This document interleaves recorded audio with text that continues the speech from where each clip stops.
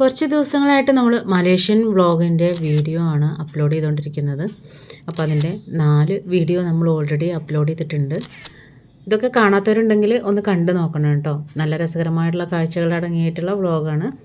ഇത് നമ്മുടെ മലേഷ്യൻ യാത്രയുടെ 5ാമത്തെ വ്ളോഗാണ്. ഇത് മലേഷ്യയിലെ ലാസ്റ്റ് വീഡിയോ കൂടിയാണ് കേട്ടോ.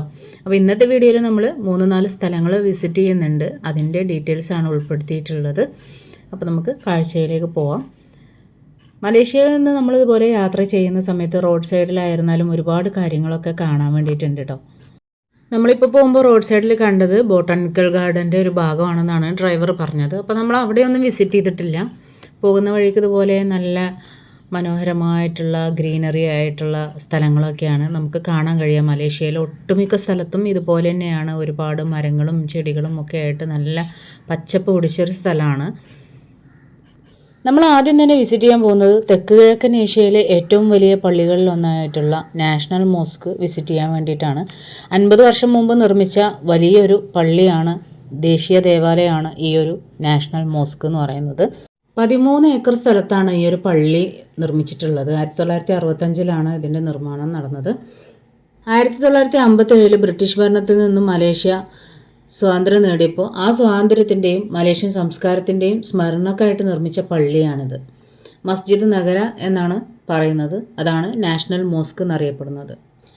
ഒരുപാട് നിറങ്ങളുള്ള ചെടികളും അതുപോലെ തന്നെ പൂക്കളൊക്കെ നിറഞ്ഞതാണ് ഇതിൻ്റെ മൈതാനം എന്ന് പറയുന്നത്. മുൻഭാഗത്ത് കൂടെ നമുക്ക് അങ്ങോട്ട് അലൗഡ് അല്ല. മറ്റൊരു സൈഡിൽ ഇതിനായിട്ടുള്ള എൻട്രി ഉണ്ട്. അവിടെ ചെരുപ്പ് അഴിച്ച് വെച്ച് വേണം കയറാൻ വേണ്ടിയിട്ട്. അപ്പോൾ നമ്മൾ ആദ്യം കയറിയ ഭാഗത്ത് അവിടെ അലൗഡ് അല്ല എന്ന് പറഞ്ഞപ്പോൾ നമ്മൾ തിരിച്ച് നടന്നു. എന്നിട്ട് ഇതുവഴി ഇങ്ങനെ പോകുന്ന സമയത്ത് ഇവിടെ നമുക്ക് കുറച്ച് സ്റ്റെപ്സുകൾ കാണാം. അപ്പോൾ നമ്മൾ വെറുതെ അതിനകത്തൊന്ന് കയറി നോക്കി. ഒരു ഫ്ലവർ ഷേപ്പ് നമുക്ക് ഗൂഗിളിലൊക്കെ നോക്കിയാൽ കാണാൻ പറ്റും. ഒരു ഫ്ലവർ ഷേപ്പ്, 2 ഫ്ലവർ ഷേപ്പാണ് ഈ ഒരു പള്ളിക്കുള്ളത്. ഒന്ന് വൈറ്റും ഒന്ന് ബ്ലൂവും. അപ്പോൾ ഈ വൈറ്റിൽ എന്ന് പറയുന്നത് മക്ബറകളാണ് കേട്ടോ. അപ്പോൾ അതാണ് നമ്മളിപ്പോൾ കയറി നോക്കിയത്. ഇങ്ങനെ മക്ബറകളാണ് അവിടെ കാണാൻ പറ്റുക. അങ്ങനെ നമ്മൾ അവിടെ നിന്ന് ഇറങ്ങിയിട്ട് നമുക്ക് അലൗഡ് ആയിട്ടുള്ള ആ ഒരു പ്ലേസിലേക്ക് പോയി. അപ്പം അവിടെ ചെന്ന് നോക്കുമ്പോൾ ഒരുപാട് ആളുകൾ അവിടെ വന്നിട്ടുണ്ട്. അപ്പോൾ ഇങ്ങനൊരു സ്ഥലമുണ്ട് ഇവിടെ. അവിടെ മഫ്തകളും അബായകളും ഒക്കെ അവർ വെച്ചിട്ടുണ്ട്. അതായത് തല മറക്കാത്തവരുണ്ടെന്നുണ്ടെങ്കിൽ, അതുപോലെ തന്നെ സ്ലീവ്ലെസ് ആയിട്ടും ഇറക്കമില്ലാത്ത ട്രൗസറൊക്കെ ഇട്ടിട്ട് വന്നിട്ടുള്ള ആളുകൾക്കൊക്കെ ഇവിടെ ഫുൾ ഡ്രസ്സ് ധരിച്ചിട്ട് വേണം അകത്തേക്ക് കയറാൻ വേണ്ടിയിട്ട്. അവിടെ നമ്മൾ ജസ്റ്റ് ഒന്ന് നമ്മളുടെ ഡീറ്റെയിൽസ് എഴുതി കൊടുക്കണം. വേറെ കാശും കാര്യങ്ങളൊന്നുമില്ല കേട്ടോ. നമ്മൾ ജസ്റ്റ് ചെരുപ്പ് അഴിച്ചിട്ട് കയറി. ഡ്രസ്സൊന്നും പ്രത്യേകിച്ച് നമുക്ക് മേടിക്കേണ്ട കാര്യമൊന്നും ഉണ്ടായിരുന്നില്ല. അതിനകത്തേക്ക് കയറുന്ന സമയത്ത് ഒരു എന്താ പറയുക, വല്ലാത്തൊരു കൂളിംഗ് ആണ് കേട്ടോ. അതിനകത്ത് മുകളിലെത്തുമ്പോൾ പ്രത്യേക ഒരു ഫീലാണ്. ഒരു കുളിർമ എന്നൊക്കെ പറയില്ലേ, അതാണ് കേട്ടോ. അവിടെ എത്തിക്കഴിഞ്ഞാൽ ഒരുപാട് സ്റ്റെപ്സ് കയറി ഒരു ഉയരത്തിൽ നിൽക്കുന്ന പോലെയാണ് നമുക്കിവിടെ എത്തിക്കഴിഞ്ഞാൽ ഫീൽ ചെയ്യുക. തൊട്ടപ്പുറത്തുള്ള ബിൽഡിങ്ങുകളൊക്കെ കാണുമ്പോൾ നമുക്കിത് എത്രത്തോളം ഉയരത്തിലാണെന്നുള്ളത് മനസ്സിലാവുക കേട്ടോ. ഈ പള്ളിക്കൊരു നടുമുറ്റമുണ്ട്. നടുമുറ്റം മുഴുവൻ ഒരു കുളം നിർമ്മിച്ച് വെച്ചിട്ടുണ്ട്. അതിൻ്റെ ഒത്ത മധ്യത്തിലൊരു മിനാരം പണിത് വെച്ചിട്ടുണ്ട്. അത് നമുക്ക് ഒരുപാട് ദൂരെ നിന്ന് തന്നെ കാണാൻ പറ്റും കേട്ടോ. ഈ ഒരു മിനാരത്തിൻ്റെ ഹൈറ്റ് എന്ന് പറയുന്നത് 74 മീറ്ററാണ്. അതൊക്കെ കഴിഞ്ഞതാ ഇതിൻ്റെ സെൻറ്റർ ഭാഗത്തേക്ക് നമ്മൾ എത്തി. അതായത് നമുക്ക് ആ ബ്ലൂ കളറിലുള്ള ഒരു ഫ്ലവർ ഷേപ്പ് കാണാൻ പറ്റുന്നുണ്ടായിരുന്നു അതിൽ പുറത്തുനിന്ന്. ആ ഒരു ഭാഗത്താണ് നമ്മളിപ്പോൾ എത്തിയിട്ടുള്ളത്. അതിൻ്റെ ഉൾവശമാണ് ഈ കാണുന്നത്. അതായത് ഈ പള്ളിയുടെ പ്രധാന ഹാളാണ് ഇത്. 18 കാലുകളുള്ള ഒരു നക്ഷത്രത്തിൻ്റെ ഷേപ്പിലാണ് ഈ ഭാഗത്തുള്ള മേൽക്കൂരയുടെ നിർമ്മാണം എന്ന് പറയുന്നത്. ഇതുണ്ട്, ചെറിയ ചെറിയ ടൈലുകൾ ഒട്ടിച്ചിട്ടുള്ളതാണ് കേട്ടോ. ഇത് അന്നത്തെ നിർമ്മിതിയാണെന്ന് ആലോചിക്കണം. അപ്പം എത്രയും റിസ്ക് എടുത്തിട്ടാണ് ഇത് ചെയ്തിട്ടുള്ളത്. നല്ല കളർഫുള്ളായിട്ടാണ് ഇത് നമുക്ക് തോന്നുന്നത്. അതിമനോഹരമായിട്ടുള്ളൊരു ഹാളാണ്. എന്നാൽ ഒരുപാട് ആർഭാടങ്ങളൊന്നുമില്ല. നല്ല ലൈറ്റിങ്ങോട് കൂടി നല്ല അടിപൊളിയാക്കി വെച്ചിട്ടുള്ളൊരു ഭാഗമാണിത്.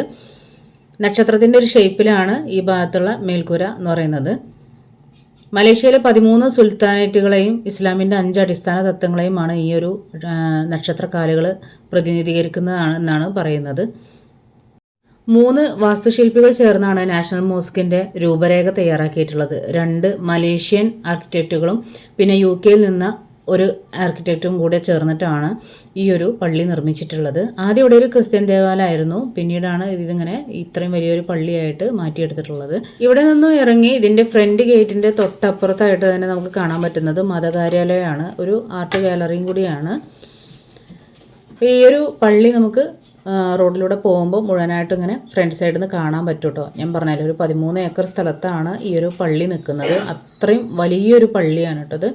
അതിൻ്റെ ആ ഒരു ഫൗണ്ടൈനുകളൊക്കെ കണ്ടോ, അതൊക്കെ ഒരു ഫ്ലവറിൻ്റെ ഷേപ്പിലാണ് കേട്ടോ കാണപ്പെടുന്നത്. അതുപോലെ തന്നെ അതിനകത്തുള്ള ചില മാർബിളുകളും ഒക്കെ ഇനിയുള്ള എല്ലാ സ്ഥലങ്ങളും നമ്മൾ പെട്ടെന്ന് വിസിറ്റ് ചെയ്ത് ഇറങ്ങുകയാണ് ചെയ്യുന്നത് കേട്ടോ. കാരണം നമുക്ക് ഇനി സമയമല്ല, ഇന്ന് നമുക്ക് തിരിച്ചു പോകണം, എയർപോർട്ടിൽ പോകണം. അപ്പോൾ അതുകൊണ്ട് തന്നെ ഇനി നമ്മൾ അടുത്തതായിട്ട് നേരെ പോയത് മലേഷ്യയിലെ കൊലാലംപൂരിലെ ഏറ്റവും പഴക്കമേറിയ പള്ളികളിലൊന്നായിട്ടുള്ള ജമേക് മസ്ജിദാണ്. ഔദ്യോഗികമായി സുൽത്താൻ അബ്ദുൽ സമദ് ജമേക് മസ്ജിദ് എന്നാണ് അറിയപ്പെടുന്നത്. ക്ലാങ്, ഗോബക് നദികളുടെ സംഗമസ്ഥാനത്താണ് ഇത് സ്ഥിതി ചെയ്യുന്നത് എന്നാണ് പറയുന്നത്. ജലാലുദ്ദീൻ പെരാക്ക് വഴി ഇവിടെ എത്തിച്ചേരാം. ബ്രിട്ടീഷ് വാസ്തുശില്പിയും സൈനികനുമായ ആർത്തർ ബെനിസൺ ഹബ്ബാക്ക് രൂപകൽപ്പന ചെയ്ത ഈ പള്ളി 1909 നിർമ്മിച്ചതാണ്. 1965 ദേശീയ മസ്ജിദ് നെഗാരയുടെ നിർമ്മാണം വരെ കോലാലംപൂരിലെ പ്രധാന പള്ളി ഇതായിരുന്നു. മദീന പള്ളിയുടെ മുൻവശത്ത് കാണുന്നത് പോലെയുള്ള കുടകളൊക്കെ ഇതിൻ്റെ മുൻവശത്ത് കാണാം. ഒരുപാട് ഷോപ്പുകളും ഇതിൻ്റെ ഫ്രണ്ട് സൈഡിലായിട്ടുണ്ട് കേട്ടോ. അപ്പോൾ ഇവിടെ നമ്മൾ ഒരു ജ്യൂസൊക്കെ പറഞ്ഞിട്ടുണ്ടായിരുന്നു, നല്ല ഫ്രഷ് ജ്യൂസ്. ഞാൻ പറഞ്ഞാലും ഇവിടുത്തെ ഫ്രൂട്ടിന് അടിപൊളി ടേസ്റ്റാണ്. ഈ പള്ളിക്ക് ജാമെക് എന്ന പേര് അറബി പദമായിട്ടുള്ള ജാമ്യ എന്നതിന് തുല്യമായിട്ടുള്ള മലായ് പദത്തിൽ നിന്നാണ് വന്നിട്ടുള്ളത് കേട്ടോ. അതായത് ആളുകൾ ആരാധനക്കായി ഒത്തുകൂടുന്ന സ്ഥലം എന്നാണ് അതിൻ്റെ ഒരു അർത്ഥം. പ്രദേശവാസികൾ ഇതിനെ വെള്ളിയാഴ്ച മസ്ജിദ് എന്നും വിളിക്കുന്നുണ്ട്. ഒരുപാട് പഴക്കമുള്ള ഒരു പള്ളിയും കൂടിയാണിത്. അപ്പോൾ ഈ ഒരു പള്ളിയുടെ ഫ്രണ്ട് സൈഡിലായിട്ട് കംപ്ലീറ്റ് ഇതുപോലുള്ള ചെറിയ ചെറിയ റെസ്റ്റോറൻറ്റുകൾ, ഒരുപാട് വാൻ റെസ്റ്റോറൻറ്റുകൾ നമുക്ക് ഇവിടെ കാണാൻ പറ്റും. ചെറിയ ഫുഡ്, അതുപോലെ തന്നെ ജ്യൂസുകൾ, സ്നാക്സ് ഐറ്റംസ്, അങ്ങനെ പല പല ഐറ്റംസ് ഇവിടെ നമുക്ക് അവൈലബിൾ ആണ്. അങ്ങനെ നമ്മൾ അതിലൂടെയൊക്കെ ഒന്ന് നടന്നു നീങ്ങി. ഇടയ്ക്ക് ഇങ്ങനെ മഴക്കാർ മൂടുന്നുണ്ടായിരുന്നു. പിന്നീട് നമ്മൾ പോയിട്ടുണ്ടായിരുന്നത് അടുത്ത ഡെസ്റ്റിനേഷൻ എന്ന് പറയുന്നത് ഇതിന് തൊട്ടടുത്തായിട്ട് തന്നെയാണ് സുൽത്താൻ അബ്ദുസമദ് ബിൽഡിംഗ് എന്ന് പറയും. 19-ാം നൂറ്റാണ്ടിൻ്റെ അവസാനത്തിൽ ജലൻ രാജിക്ക് സമീപം ഡാത്തറൻ മിർദേക്കും മലേഷ്യയിലെ കൊലാലംപൂരിലെ റോയൽ സെലാങ്കൂർ ക്ലബിനും മുന്നിൽ സ്ഥിതി ചെയ്യുന്ന ഒരു കെട്ടിടമാണിത്. ഈ കെട്ടിടം യഥാർത്ഥത്തിൽ ബ്രിട്ടീഷ് കൊളോണിയൽ അഡ്മിനിസ്ട്രേഷൻ്റെ ഓഫീസുകളിലായിരുന്നു. ആദ്യ വർഷങ്ങളിൽ സർക്കാർ ഓഫീസുകൾ എന്നറിയപ്പെട്ടിരുന്നത്. 1974 നിർമ്മാണം ആരംഭിച്ച സമയത്ത് സെലാങ്കൂറിലെ സുൽത്താനായിരുന്ന സുൽത്താൻ അബ്ദുൽ സമദിൻ്റെ പേരിലാണ് ഇത് പുനർനാമകരണം ചെയ്യപ്പെട്ടത്. ഈ കെട്ടിടത്തിൽ മലേഷ്യയിലെ കമ്മ്യൂണിക്കേഷൻസ് ആൻഡ് മൾട്ടിമീഡിയ മന്ത്രാലയത്തിൻ്റെയും ടൂറിസം സാംസ്കാരിക മന്ത്രാലയത്തിൻ്റെയും ഓഫീസുകളും പ്രവർത്തിക്കുന്നുണ്ട് ഇപ്പോൾ. കൂടാതെ മലേഷ്യയിലെ ഫെഡറൽ കോടതി, അപ്പീൽ കോടതി, മലയ ഹൈക്കോടതി എന്നിങ്ങനെ രാജ്യത്തെ സുപ്പീരിയർ കോടതികൾ ഇവിടെ പ്രവർത്തിച്ചിരുന്നു. ഫെഡറൽ കോടതിയും അപ്പീൽ കോടതിയും 2000-ൻ്റെ തുടക്കത്തിൽ പുത്രജയയിലെ പാലസ് ഓഫീസ് ജസ്റ്റിസിലേക്ക് മാറ്റി. മലയ ഹൈക്കോടതി 2007 കോലാലംപൂർ കോടതി സമുച്ചയത്തിലേക്ക് മാറ്റുകയാണ് ചെയ്തത്. നമ്മളതൊക്കെ കഴിഞ്ഞ് രാത്രിയിലെ കാഴ്ചയിലാണ് നമ്മൾ ഈ ഒരു ടിൻ ടവർ കണ്ടിട്ടുണ്ടായിരുന്നത്. അത് പകൽ കാഴ്ച എങ്ങനെയുണ്ടെന്ന് കാണാൻ വേണ്ടിയിട്ടും കൂടെ ഒന്ന് വന്നിട്ടുണ്ടായിരുന്നു. അപ്പം ആ സമയത്ത് ആളുകൾ വന്ന് തുടങ്ങുന്നേ ഉള്ളൂ കേട്ടോ. അപ്പോൾ ഇതിൻ്റെ പകൽ കാഴ്ച എന്ന് പറയുന്നത് ഇങ്ങനെയാണ്. പകൽ കാഴ്ചയിലും രാത്രിയിലും ഇത് രണ്ടും നല്ല ഭംഗി തന്നെയാണ്. രണ്ടും വ്യത്യസ്തമായിട്ടുള്ള ഭംഗിയിലാണ് നമുക്ക് കാണാൻ പറ്റുക. അങ്ങനെ നമ്മൾ അവിടെ നിന്ന് ഇറങ്ങി നേരെ നമ്മൾ ഹോട്ടലിലേക്ക് എത്തി. എന്നിട്ട് ജസ്റ്റ് ഒന്ന് ഫ്രഷ് ആവാനുള്ള സമയം മാത്രമേ ഉള്ളൂ. നമുക്ക് പെട്ടെന്ന് തന്നെ എയർപോർട്ടിൽ പോകണം. ഹോട്ടലിലെത്തി ഒന്ന് ഫ്രഷായി പെട്ടെന്ന് തന്നെ നമ്മൾ ലഗേജൊക്കെ എടുത്ത് വെക്കേറ്റ് ചെയ്ത് ഇറങ്ങി. പുതിയൊരു ടാക്സി എടുത്താണ് നമ്മൾ എയർപോർട്ടിലേക്ക് പോയത്. ഇനി നമ്മൾ ഇവിടുന്ന് നേരെ പോകുന്നത് ബാലിയിലേക്കാണ് കേട്ടോ. കോലാലംപൂർ എയർപോർട്ടിൽ നിന്ന് ബാലി എയർപോർട്ടിലേക്കാണ് ഇനി അടുത്ത യാത്ര എന്ന് പറയുന്നത്.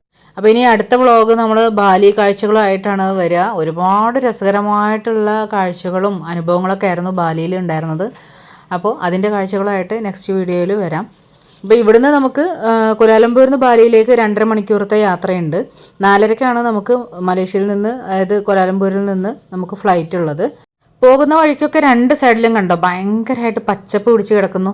ഇതൊക്കെ മധുരക്കിഴങ്ങ് കൃഷിയാണ് കേട്ടോ. ഇടയിലൊക്കെ വേറെ പല കൃഷികളും ഉണ്ട്. പക്ഷേ ഈ കാണുന്നതൊക്കെയും മധുരക്കിഴങ്ങിൻ്റെ കൃഷിയാണ്. അവർ ഓരോ സ്ഥലവും കൃഷിക്കായിട്ട് യൂസ് ചെയ്തിട്ടുണ്ട്. എണ്ണപ്പനകളും അതുപോലെ തന്നെ മറ്റ് കൃഷികളുമായിട്ട് നിറഞ്ഞു നിൽക്കുകയാണ്. മലേഷ്യയുടെ ആകെ വിസ്തൃതിയുടെ 68% ഇപ്പോഴും വനമാണ്. മലേഷ്യൻ റിങ്കിറ്റ് എന്ന് പറയുന്നത് 18 രൂപക്ക് തുല്യമാണ് കേട്ടോ. അതുപോലെ തന്നെ സമയം നോക്കുകയാണെന്നുണ്ടെങ്കിൽ മലേഷ്യ ഇന്ത്യയേക്കാൾ 2.5 മണിക്കൂർ മുന്നിലാണ്. ഇവിടെ എന്ന് പറഞ്ഞു കഴിഞ്ഞാൽ തിരഞ്ഞെടുക്കപ്പെടുന്ന രാജാവുള്ള ഒരേ ഒരു രാജ്യമാണ് മലേഷ്യ. മലായി നാട്ടുരാജ്യങ്ങളിലെ 9 സുൽത്താൻമാരിൽ ഒരാളെ 5 വർഷത്തേക്ക് രാഷ്ട്രതലവനായി തിരഞ്ഞെടുക്കും.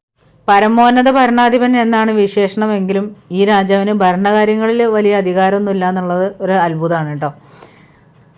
അങ്ങനെ നമ്മൾ എയർപോർട്ടിൽ എത്തിയിട്ടുണ്ട്. നാട്ടിൽ നിന്ന് നിങ്ങൾ കുലാലംപൂരിലേക്ക് വരികയാണെന്നുണ്ടെങ്കിൽ 4 മണിക്കൂറത്തെ യാത്രാ ടൈമാണ് നിങ്ങൾക്ക് വരുന്നത്. അതുപോലെ തന്നെ ഇവിടെ ഒരുവിധ ആളുകളൊക്കെ തമിഴും ഇംഗ്ലീഷും സംസാരിക്കുന്നതുകൊണ്ട് നമുക്ക് ലാംഗ്വേജിൻ്റെ ഒരു പ്രശ്നം ഇവിടെ വരുമ്പോൾ ഫീൽ ചെയ്യില്ല.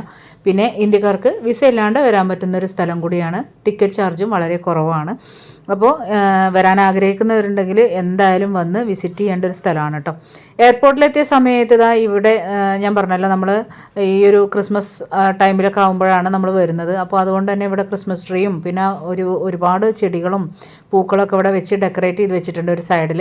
ഇതിൽ ഈ കാണുന്ന ഓൾമോസ്റ്റ് ചെടികളും ഒറിജിനലാണ് കേട്ടോ. ഒറിജിനൽ റോസ് ഫ്ലവറും പിന്നെ മറ്റ് ടൈപ്പ് ഫ്ലവേഴ്സൊക്കെ ഒറിജിനലാണ്. ചിലത് മാത്രമേ ഇതിൽ ഒറിജിനൽ അല്ലാതെ പ്ലാസ്റ്റിക് ആയിട്ടുള്ളതുള്ളൂ.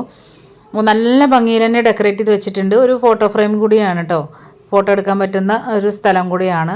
തൊട്ടപ്പുറത്താണെങ്കിലും ഫോട്ടോ എടുക്കാൻ പറ്റുന്ന രീതിയിൽ ചെയ്ത് വെച്ചിട്ടുണ്ട്. അങ്ങനെ നമ്മൾ എയർപോർട്ടിനകത്തേക്ക് കടന്നു. പിന്നെ നമുക്കിവിടെ കുറച്ചധികം തന്നെ എന്താ പറയുക, വെയിറ്റിംഗ് വന്നിട്ടുണ്ടായിരുന്നു കേട്ടോ. കുറച്ച് സ്ലോ ആണ് ഇവിടുത്തെ കാര്യങ്ങളൊക്കെ. പ്രത്യേകിച്ച് നമ്മൾ ദുബായ് പോലുള്ളൊരു സ്ഥലത്ത് നിന്ന് വരുമ്പോൾ നമുക്ക് അതിൻ്റെ ഒരു വ്യത്യാസം നന്നായിട്ട് മനസ്സിലാക്കാൻ പറ്റും. എയർപോർട്ടിനകത്തും ഒരുപാട് ഈ ഒരു ഡിസംബർ ആയിട്ടുള്ള അതുപോലെ തന്നെ ന്യൂ ഇയർ ആയിട്ടൊക്കെ ഉള്ള ഡെക്കറേഷൻസ് ചെയ്തു വെച്ചിട്ടുണ്ട്. ഒരുപാട് കാർട്ടൂൺ തീംസിലൊക്കെയാണ് ചെയ്തു വെച്ചിട്ടുണ്ടായിരുന്നത്. താഴെ ഇവിടെ ഈ ഒരു എയർപോർട്ടിൻ്റെ മോഡലും ചെയ്തു വെച്ചിട്ടുണ്ട്. പിന്നെ അവിടെ നിന്ന് നമ്മൾ ബസ്സിന് അടുത്ത ടെർമിനലിലേക്ക് പോയി. എയർപോർട്ടിനകത്ത് നമുക്ക് ഒരുപാട് ഇന്ത്യക്കാരെ കാണാൻ പറ്റും കേട്ടോ. ഒരുപാട് ഇന്ത്യക്കാർ ജോലിക്കെത്തിയ സ്ഥലമായതുകൊണ്ട് തന്നെ ഇവിടെ ഒരുപാട് ഇന്ത്യക്കാരെ കാണാൻ പറ്റും. അതുപോലെ തന്നെ മലയ വംശജരും ചൈനക്കാരും കഴിഞ്ഞ 3-ാം സ്ഥാനം ഇന്ത്യക്കാർക്കാണുള്ളത്. ഇതിൽ തന്നെ തമിഴരാണ് ഏറ്റവും കൂടുതലുള്ളത്. ഈ ഒരു ടെർമിനലിൽ എത്തിയപ്പോൾ നമുക്ക് കാര്യങ്ങളൊക്കെ പെട്ടെന്ന് തന്നെ കഴിഞ്ഞു. പക്ഷേ തൊട്ട് മുമ്പത്തെ ടെർമിനലിൽ ഒരുപാട് ടൈം, മണിക്കൂർ കണക്കിന് തന്നെ നമ്മൾ നിൽക്കേണ്ടി വന്നിട്ടുണ്ടായി. ഒരുപാട് നിന്ന് കുഴങ്ങി തന്നെ പറയാം. ഭയങ്കര സ്ലോ ആണ്. പിന്നെ നല്ല തിരക്കും ഉണ്ടായിരുന്നു ഈ ഒരു സമയത്ത്. അങ്ങനെ നമ്മൾ ഫ്ലൈറ്റിലൊക്കെ ഇരുന്ന് നമ്മളെ സീറ്റൊക്കെ കിട്ടി ഇരുന്ന് പുറത്തേക്ക് നോക്കുന്ന സമയത്ത് അപ്പോഴേക്കും കാർമേഘം മൂടിയിട്ടുണ്ടായിരുന്നു. ഞാൻ പറഞ്ഞല്ലോ, ഇവിടെ ഇടയ്ക്ക് മഴ പെയ്തുകൊണ്ടിരിക്കും. പെട്ടെന്ന് തന്നെ ആ ഒരു മഴ പെയ്ത് നിൽക്കുകയും ചെയ്യും. അങ്ങനെയാണ് കേട്ടോ. പല സമയത്തും പല പോലെയാണ് ഉണ്ടാവുക. ഇടയ്ക്കിടയ്ക്ക് മഴ പെയ്യുന്ന ഒരു സ്ഥലമായതുകൊണ്ട് തന്നെ ഇവിടെ എയർപോർട്ടിനകത്ത് ചില ഭാഗങ്ങളിലായിട്ട് വെള്ളം പോകാൻ വേണ്ടിയിട്ടുള്ള ഓരോ കുഴികൾ ചെയ്തു വെച്ചിട്ടുണ്ട് ഇടയിലായിട്ട്. എയർപോർട്ടിൽ നിന്ന് പെട്ടെന്ന് തന്നെ വെള്ളം വലിഞ്ഞു പോകാൻ വേണ്ടിയിട്ട്. കാർമേഘം മൂടിയിട്ട് കാണാൻ നല്ല രസമുണ്ടായിരുന്നു പുറത്തേക്ക് നോക്കുന്ന സമയത്ത്. കണ്ടോ, ഞാൻ നേരത്തെ പറഞ്ഞ കുഴികളാണ് ആ സൈഡിൽ കാണുന്നത്. അപ്പോൾ വെള്ളം പെട്ടെന്ന് തന്നെ അങ്ങ് വാർന്നു പോകാൻ വേണ്ടിയിട്ടാണത്. ഫ്ലൈറ്റ് കറക്റ്റ് 4:30 തന്നെ പുറപ്പെട്ടു. ഇനി നമ്മൾ ബാലിയിലെത്തുന്നത് 7 മണിക്കായിരിക്കും. അപ്പോൾ താഴെ കാണുന്നതൊക്കെയും എണ്ണപ്പനകളാണ് കേട്ടോ. ഇവിടുത്തെ ഏറ്റവും ഇമ്പോർട്ടൻ്റ് ആയിട്ടുള്ള ഒരു കൃഷിയിലൊന്നാണ് എണ്ണപ്പന എന്ന് പറയുന്നത്. ലോകത്തെ ഏറ്റവും കൂടുതൽ എണ്ണപ്പന കൃഷി ചെയ്യുന്ന 2ാമത്തെ രാജ്യമാണ് മലേഷ്യ എന്ന് പറയുന്നത്. ദുബായിൽ നിന്ന് കോലാലംപൂരിലേക്ക് നമുക്ക് 7 മണിക്കൂറത്തെ യാത്രാ ദൂരമാണ് ഉണ്ടായിരുന്നത്. ഇനി കോലാലംപൂരിൽ നിന്ന് നമുക്ക് ബാലിയിലേക്ക് 2.5 മണിക്കൂറത്തെ യാത്രാ ദൂരം മാത്രമേ ഉള്ളൂ. അതിനിടയ്ക്ക് പുറത്തേക്ക് നോക്കുമ്പോൾ നല്ല രസകരമായിട്ടുള്ള കാഴ്ചയായിരുന്നു കേട്ടോ. ആ മേഘങ്ങൾക്കിടയിലൂടെ പ്രകാശം ഇങ്ങനെ തെളിഞ്ഞു വരുന്ന അത്യപൂർവ കാഴ്ച എന്ന് പറയില്ലേ. എപ്പോഴൊന്നും നമുക്ക് ഫ്ലൈറ്റിൽ പോകുന്ന സമയത്ത് ഇതുപോലുള്ള കാഴ്ചകളൊന്നും കാണാൻ പറ്റില്ല. നല്ല രസമുള്ളൊരു കാഴ്ച തന്നെയായിരുന്നു അത്. ശരിക്കും പറഞ്ഞു കഴിഞ്ഞാൽ നമുക്ക് ക്യാമറയിൽ കിട്ടുന്നതല്ല കേട്ടോ അതിൻ്റെ ഒരു ഭംഗി എന്ന് പറയുന്നത്. ക്യാമറയിൽ കിട്ടുന്ന ഒരു രസമായിരിക്കില്ല നമ്മളെ കണ്ണുകൊണ്ട് കാണുന്നത് വേറെ തന്നെ ഒരു കാഴ്ചയാണല്ലോ.